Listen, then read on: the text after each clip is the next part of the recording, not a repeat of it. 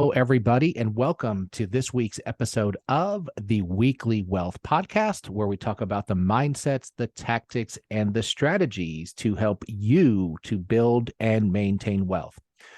My name is David Chudyk, and as you know, I am a financial advisor with Parallel Financial, but I'm a financial advisor with a twist. So I do all of the things that a certified financial planner would do to follow the financial planning process, but I also have a unique and different offering that we're really going to talk about today, where I can help business owners, and a lot of our listeners are business owners, to maximize the value of their business. So they could either sell it for a higher multiple when they're ready, or maybe even just have an easier and more profitable life today.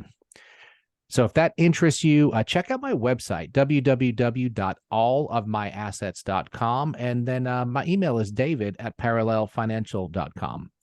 But we have a heavy hitter today. So I'm really excited that we have Laura Ferguson, who is the Vice President of Sales and Business Development at the Value Builder System.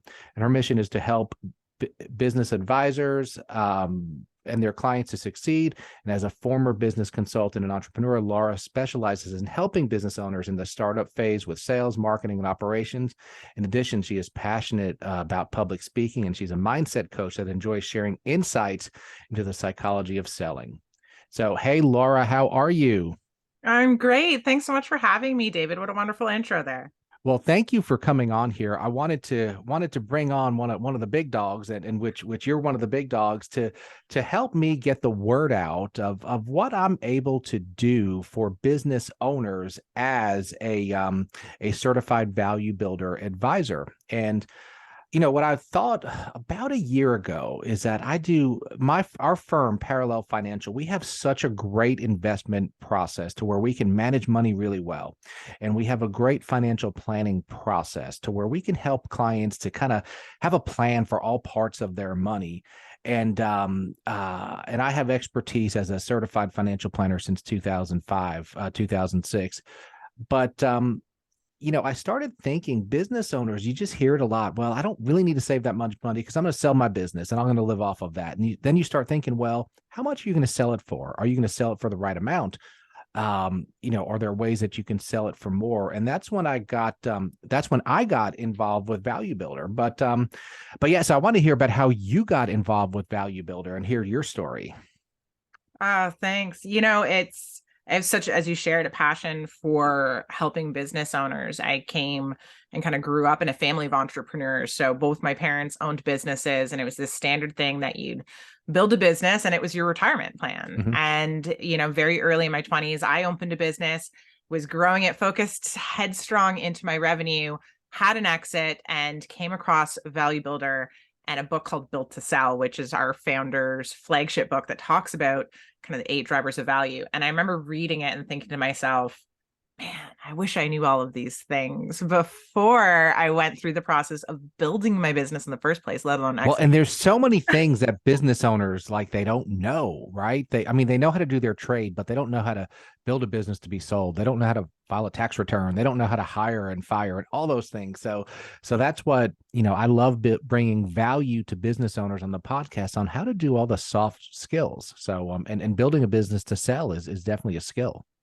Absolutely. Absolutely. I think a lot of times, as business owners, I say this, at least for myself, and I'm sure you hear this a lot from clients that you work with, we become so hyper-focused on, growing our revenue and thinking about our profits and looking at our margins that sometimes we lose sight that there's a bigger picture when it comes to actually the value of your business and how you can maximize that. So, I love what you're doing and your unique twist that you guys provide, because I think they go hand in hand.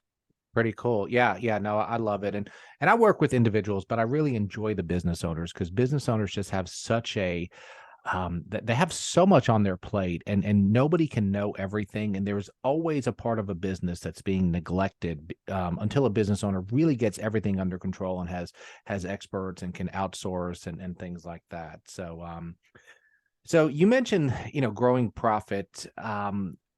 A business owner, typically is looking at, hey, here's how much money I brought in last month. Here's how much money I brought in last year. And I'm up 5% revenue over last year, same time. Would that not in itself increase the value of a business by just growing revenue, or are they two different factors, growing the value and growing revenue? They're two different factors. I mean, growing your revenue and really thinking revenue focused, of course, is going to be tied into the value of your business. But I'll give you an example because it's the one that stood out to me. Um, when you think about growing your revenue, a lot of times business owners end up being the person that's doing the majority of their sales. Mm-hmm. And so they might be able to hit these astronomical kind of revenues, and their customers all know them by their first name. And they think that they're building this really special business. But it's special to them. Mm-hmm. And so growing the value of their business is actually going to be what somebody's willing to pay for it. And that's why they become kind of two separate things. There's actually these 8 kind of qualitative aspects that a buyer would look at to actually purchase that business.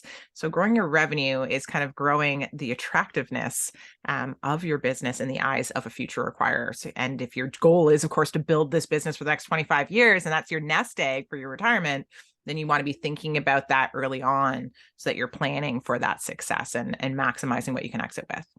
Yeah. So as a business owner myself, I struggled for years where I was the main revenue producer, and most customers, no matter what the question, whether it's a big question or a small question, they wanted to speak with David because David's name is on the sign. And it's not that you don't like helping everybody, but you're simply one person, and you can't answer every question for everybody. You can't get involved with every little fire. Any business is going to have little customer service issues that need to be fixed, and when you're the one fixing all of them, number one, you pull your hair out, and number two, there's probably somebody else who can fix those problems better or handle them right the first time, so there is no problem to fix. So yeah. So you mentioned a couple different 8 drivers of business. What are maybe one or two of the drivers that affect how much I can sell my business for when I'm ready to sell it? Yeah, there's a few numbers that go into it. So I'll kind of, financial performance obviously being one of the highest drivers. So how is your business growing year over year? Is it stagnant in terms of revenue growth, or is it growing more than that? There's things like recurring revenue. Are you generating a recurring revenue stream? Recurring revenue is actually valued much higher than your standard one-off type of sales. Owner dependency is a huge one, right? You take the business owner that's making 75% of the sales, guess what? You don't have a business anymore. Yep. So that's a really big one. Also, just thinking through things like how dependent you are on your customers or your employees' key suppliers. Are your customers happy? And that's always a great one in itself. So I think all of my customers are happy, 100% of them, and that's probably not the case, right? Or they're not as happy. Yeah, that was my next question. So how do I measure how happy my customers? Because none of them have come up to me and said, "Look, your office sucks and you do a horrible job." But I'm sure everybody could be happier. So, like, how does a business figure out exactly how happy and satisfied their customers are? Yeah, I mean, again, I think the first thing to do is to take a look at your business overall, right? So taking that step to say, what do you think? Do you think that, your customers are happy? And going through a few questions on that.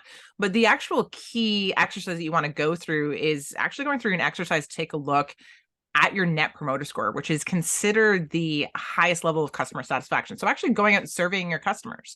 And again, if you're not sure how to do that, obviously, just as you and I have talked about many times, there's lots of advisors who can help you guide, how many customers and the frequency of the customers in terms of actually checking to see how satisfied they are. Okay. Yeah. No, I think that's very important to even as a financial advisor. The first thing, if you were coming on as one of my clients, we want to figure out the facts. Where are you? How much money do you have? Not how much money do you think you have? How much do you actually have? There's a lot of times you'll take on a new financial advising investment client and they'll say, "I've lost all my money in the stock market," which of course is not true. They lost a little bit this year and it hurts.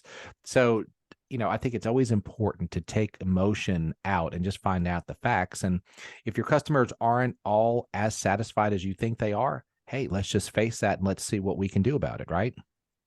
Absolutely. It's difficult to see our business outside of ourselves. I always share that my business was like my spouse. You work And 75% of owners that we pull, and we've worked with 80,000 of them, share that they're working 40 plus hours a week still. And Hmm. so they're really quite attached to this thing that they've built up. They see it as the third child or the second spouse, as some people refer to it. So it's sometimes nice to be able to take that emotion out and look objectively by doing things like your net promoter score. Hmm. Hmm. So one of the things that we can do as value builder advisors is we can help our clients to decide even if they should sell their business and retire and get out. So let's talk a little bit about kind of the three sides of an exit, and what do we do as certified value builder advisors, and how do we prepare to sell, and maybe even decide what we're going to do after we sell, and those kind of factors. Yeah, absolutely. You know, I love the point that you're saying on kind of preparing to sell. So, just when you think through your exit, the last thing you want to do is say, it's time to retire. Let's talk about exit.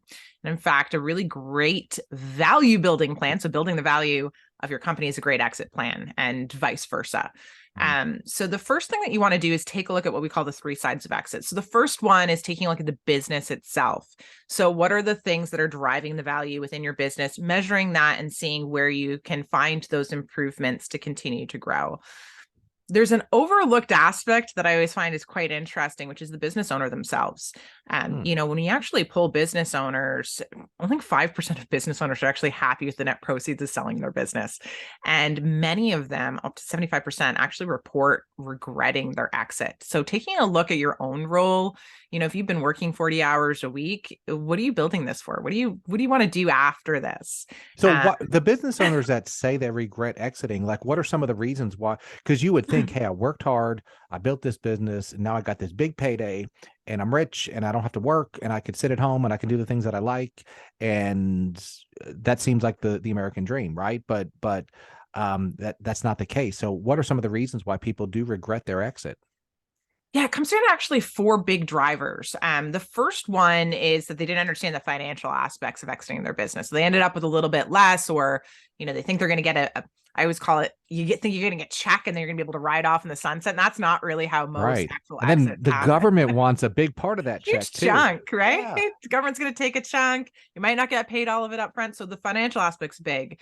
But the other aspects really come down to those internal motivations. And I love that you pointed out that I'm all about mindset, because I think that's where those drivers come into play. It's not feeling pushed out of your business. A lot of exits are reactionary. Like, I call it sounds horrible, but it's almost like the 3 Ds: death, disease, and divorce. Somebody got Mhm. sick, somebody got divorced, somebody passes away, and that's what's driving that exit. What you really want to do is have these pull factors, not feeling pushed out, stressed out, burnt out, but you are building your business and see this future afterwards. And there's an identity piece, right? Like, how detached are you from your business? Is your name on the door? Guess Mhm. what? You're pretty attached. Are you working 40 hours a week still? And then really thinking through, a lot of people that I talk to, they run their business and their employees become family. So Mhm. what's your plan for your team as part of that exit, and taking a look Mhm. at that? Mhm. Okay.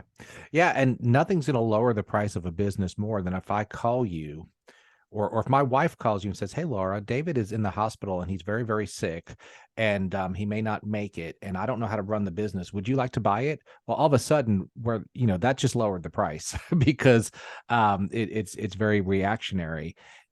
So I think it's very important to have a business that's sellable, or be working towards a sellable business, and be proactive and look at when you want to sell, as opposed to when those 3 Ds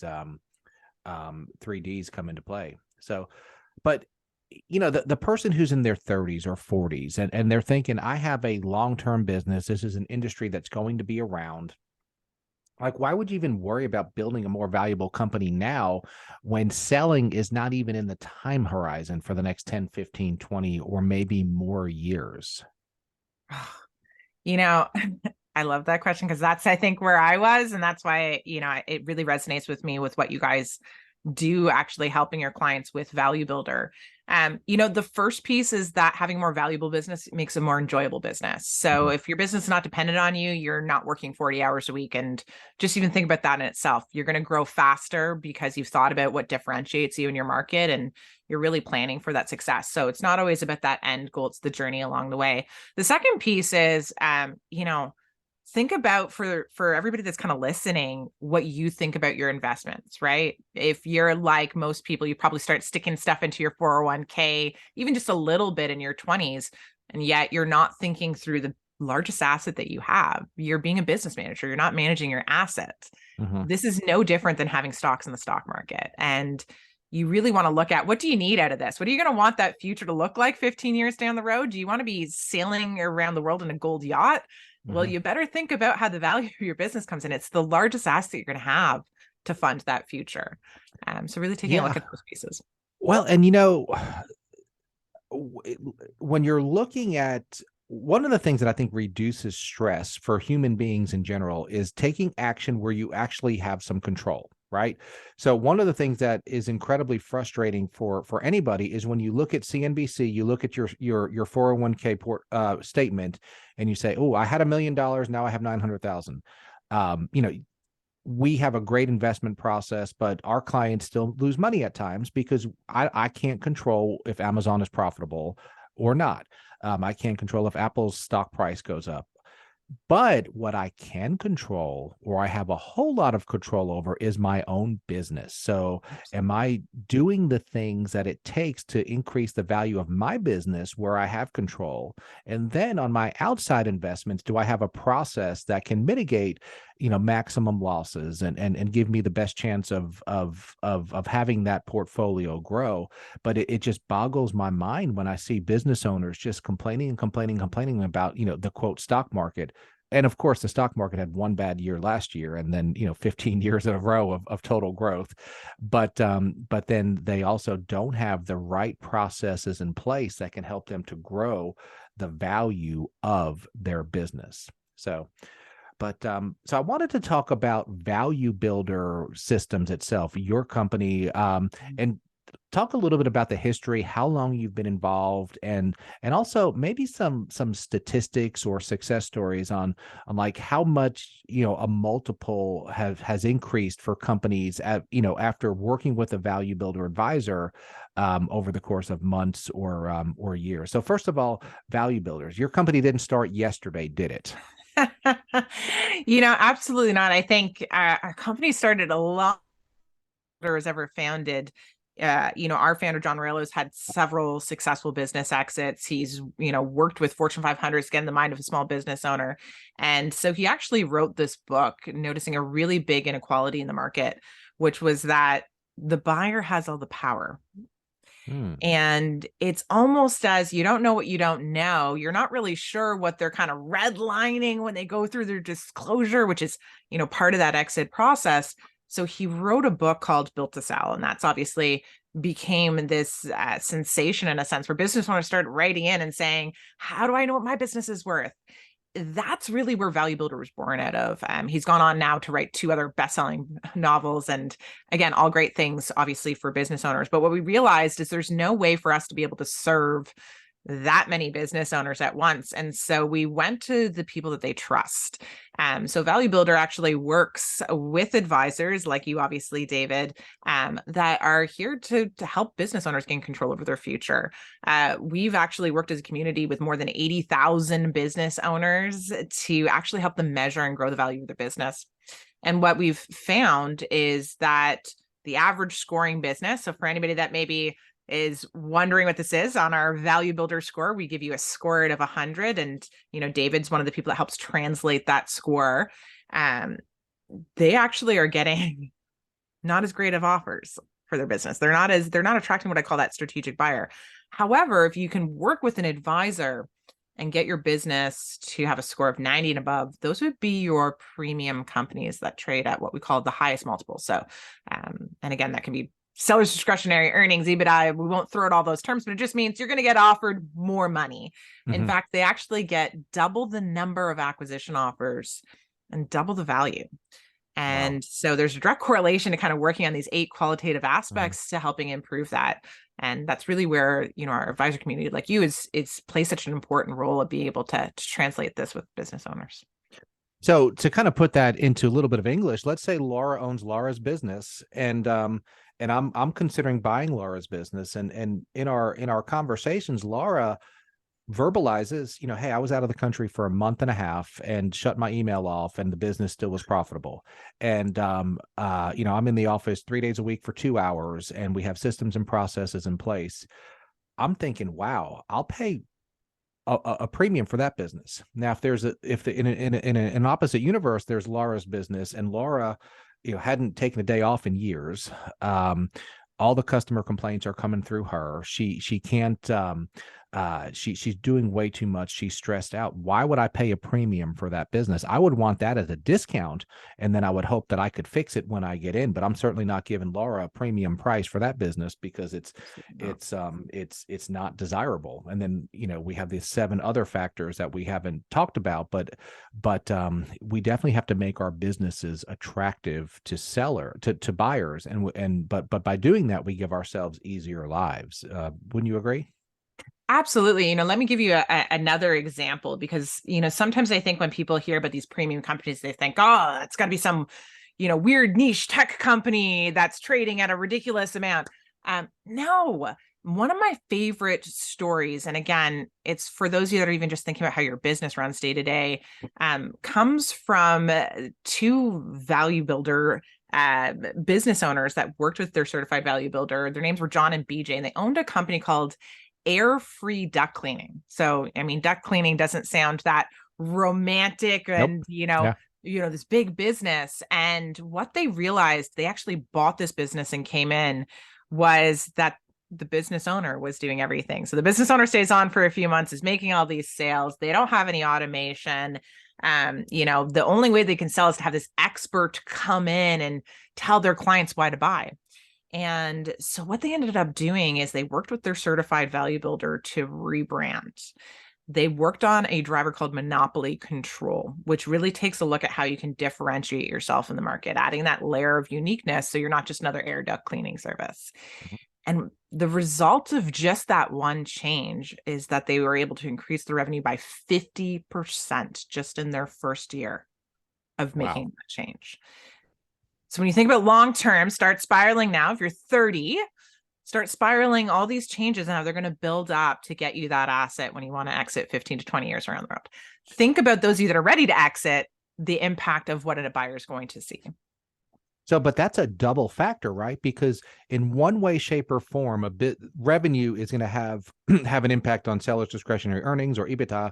So, and then if a business is well run, you're going to get a higher multiple. So, if you're getting a higher multiple of a bigger number, that's compounded. So, it's a beautiful, beautiful thing. Absolutely. Absolutely. Cool. Well, let's talk, because we could talk about this for hours and hours, and I'm actually looking forward in a few weeks or a few months to the first Value Builder Summit in a few years. I think COVID put a stop to the summit, but I'm looking forward to meeting you and a bunch of other Value Builder advisors in Nashville in a few months. But I have a toolbox full of tools to help business owners, but maybe pick 2 or 3 of them that and I'll have the links to all of them in the show notes, but 2 or 3 of the tools that value builder advisors use to help businesses in the process. Yeah. So obviously you've heard me say this a few times. I've kind of talked about your value. So we do have the Value Builder Score, which is our flagship kind of questionnaire. It's going to help you actually benchmark yourself against your industry peers. So you're actually going to see how you score against other business owners in your same industry. And that's, I think, a really powerful thing in itself. Now, do I have to block off 3 hours or half day to complete that Value Builder questionnaire?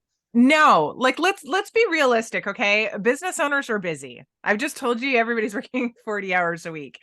It's a 13-minute questionnaire. That's it. It's 13 minutes. Let's assume you read slowly and make it a 50-minute questionnaire. We have 2 other questionnaires, and again, they're under 10 minutes. Okay. So you can have a holistic kind of view of your business within 30 minutes of just sitting down and walking through these questionnaires, which is something really powerful. I love pre-score. It talks with the business owner. I think it's so important for them to measure that. In fact, I always share the story that one of the most powerful stories that I heard is of somebody. His name is Sean Oshman. We have a podcast that our founder John Werlow does, and he was a guest on it. And his story is not remarkable in terms of his financials. He sold for 2 to 3 times SDE. What makes his story so powerful is that he actually measured what he needed in his future. And his goal was to sell his business and sail around the world with his fiance, who's now his wife.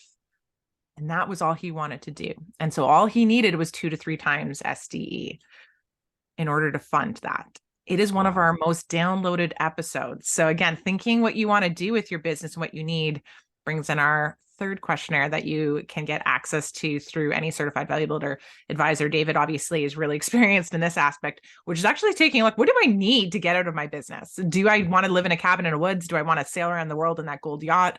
And again, that's just 10 minutes, and it's going to help you really understand how you're going to fund that next phase of your life after your business. Yep. And that one gives some concrete numbers of, I need X amount of dollars in an account to produce the amount of income that I want, per year. So that one's right up my alley. But I'm really, really, really big on getting the facts. So let's figure out what your business is worth, and then let's figure out what you need. And then, hey, the two might be equal, and this might be a good time to exit. If it's not, we can figure out how to both grow your outside investments.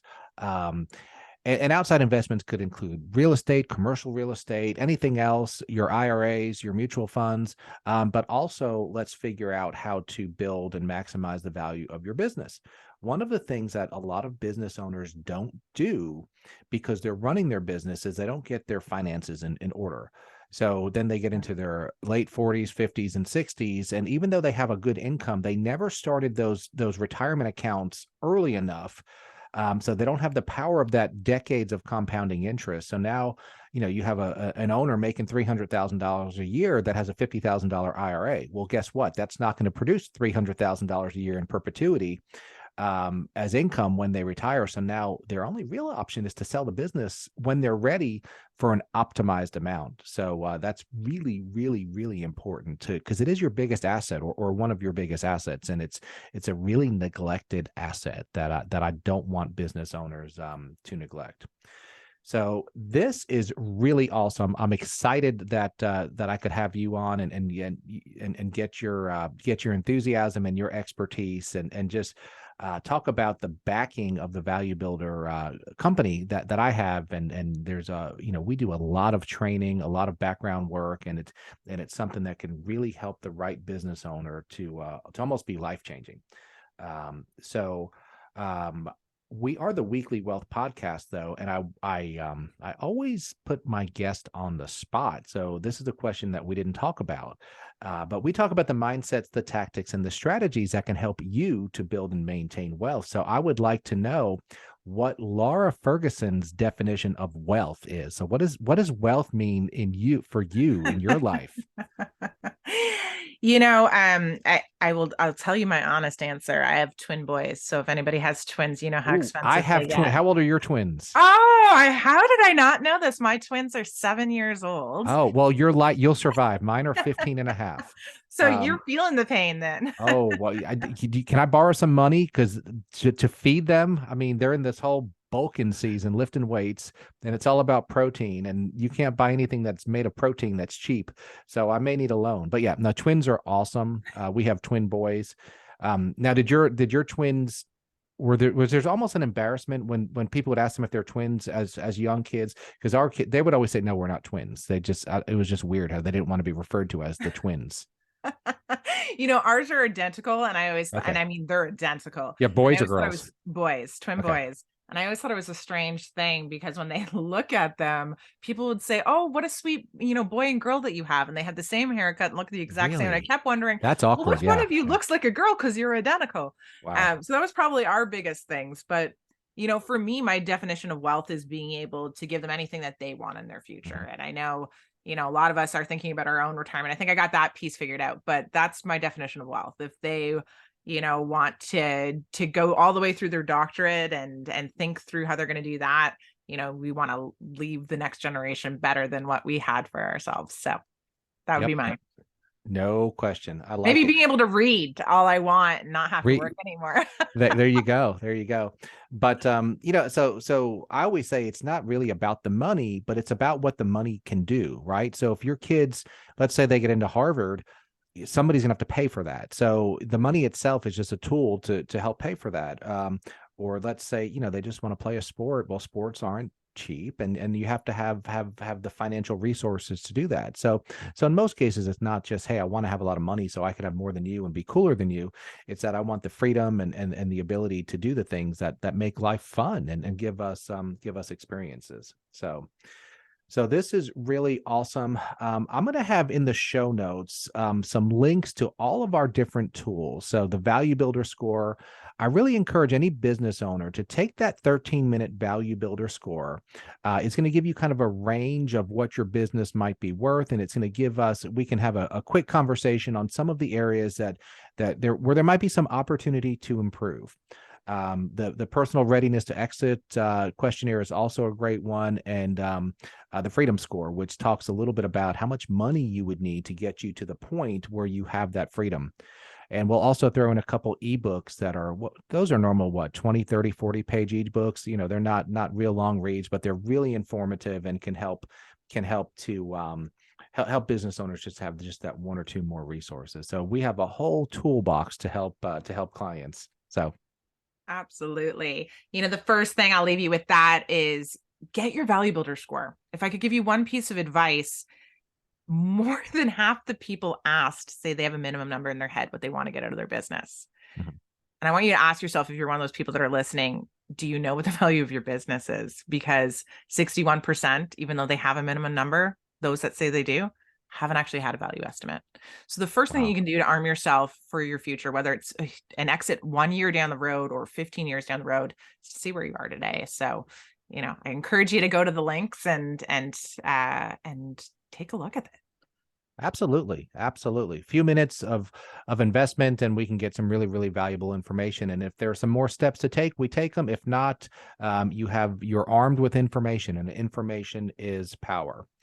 So awesome. Well, Laura, I appreciate your time. We have just, this has gone so quickly, and we could talk for hours because I'm very passionate, and it's obvious that you are, about helping business owners and all of the struggles and just the things business owners need to know, and how to position your business for an exit is a tremendously important aspect of all of our careers. So check out the show notes. We'll have links to all of the questionnaires and the ebooks. And hey, Laura, I look forward to seeing you in May in a few months. And thank you for all that you and your company does for the business owners of the world. Oh, you know, straight back at you guys. You guys are the ones that really help get the information in the hands of business owners. And I hear a lot of good things already from some of the people that report back. So happy to be here. Thanks for having me. Perfect.